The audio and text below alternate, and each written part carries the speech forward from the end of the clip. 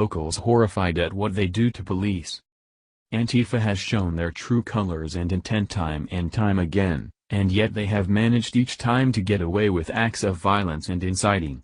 The terror group is well known for throwing balloons full of feces and urine, which last I checked fell under assault with a deadly just like spitting on a person does, yet they suffer no large number of punishments. On Saturday in Boston, however, they took it all to an extreme low even for them.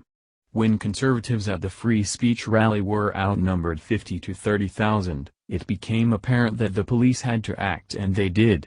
While rushing to get the patriots out from behind enemy lines, the police suddenly became the object of rage from Antifa members. That wasn't the only moment of violence against the police officers of Boston PD. Many such skirmishes were acted out throughout many areas surrounding the rally, and it resulted in a heavily saturated social media frenzy. All officers involved appeared to have handled it with amazing restraint and professionalism. Antifa even pulled their bodily fluid bombs out on officers a few times, and then laughed about it on Twitter. Board with nails were brought in and used as well. Boston PD eventually has to start arresting Antifa members just to get them to stop. Most of us are aware of Antifa's loathing for the law as well as any whose job it is to impose it, but yesterday was probably the first time it was so heavily advertised via even the mainstream media. The foul language hurled at cops for simply doing their jobs is disgusting and saddening. We are intelligent enough to realize that Antifa is not the whole of the liberal left, and surely at some point the left itself will come forward denouncing Antifa. Surely a terrorist organization that is funded by a known Nazi and worldwide criminal should be recognized for what it really is. The old back-and-forth debates between the liberals and the conservatives sure does seem like an enjoyable pastime compared to what roaming our streets in the name of liberalism. Even the mainstream media is finally calling it out for what it is.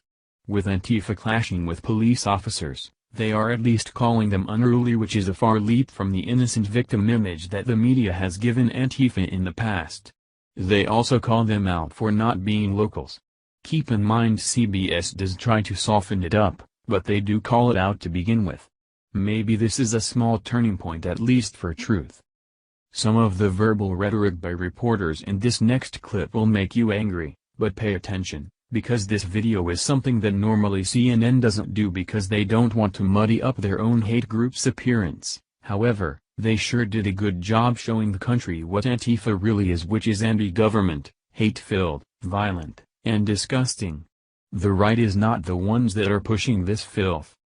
The conclusion to all of these rallies, regardless of who organizes them, is that Antifa is succeeding in appearing like the winning force by using our own law-abiding and permit-held rallies against us.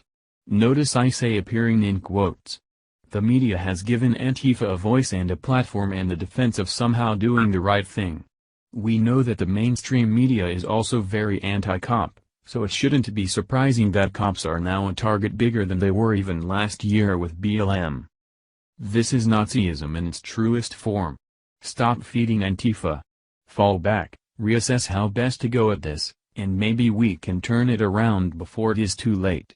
Planning more rallies for the right only gives Antifa a breeding ground.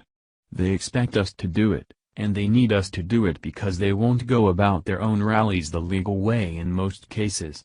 Pay attention, America, you are actually laying the stepping stones for these scum. Thank you for watching this video. What do you think about this? Share this on Facebook and Twitter along with your comments.